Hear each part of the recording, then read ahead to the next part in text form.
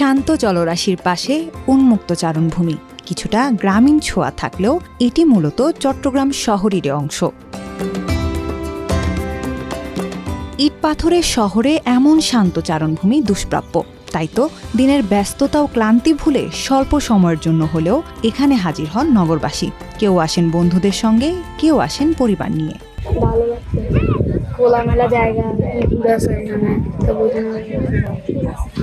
এই জায়গাটা বলতে গেলে বিকালে ঘুরতে আসার জন্য একটা বেস্ট প্লেস। কারণ হচ্ছে এখানে যে বাতাস, একটা প্রশান্তিময় পরিবেশ, এটার জন্যই মেইনলি মানুষ আসে। এটা আগে থেকে অনেক ডেভেলপ হয়েছে। আগে এই জায়গায় পুরো কাদা ছিল, এখন এগুলো নিয়ে অনেক কাজ করছে, দেখতে ভালো লাগতেছে। মানে ফ্যামিলি ইয়ার জন্য খুবই ভালো।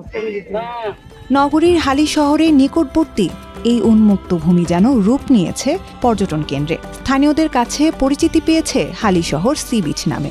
তবে এতে প্রবেশের জন্য পরিশোধ করতে হয় নির্দিষ্ট পরিমাণ অর্থ।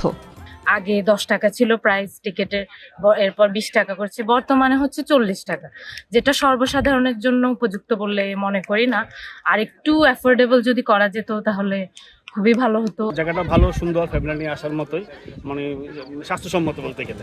আড্ডাউ লেকের পানিতে কায়াকিং এর পাশাপাশি শিশুদের জন্য রয়েছে খেলার নানা আয়োজন। ফলে স্থানীয়দের কাছে এর জনপ্রিয়তাও বাড়ছে দ্রুত। পর্যটক টানতে একে আরও আকর্ষণীয় করতে নেওয়া হচ্ছে নানা উদ্যোগ। দর্শনার্থীদের নিরাপত্তা ও পরিবেশের সুরক্ষায় রয়েছে বিশেষ নজরদারি।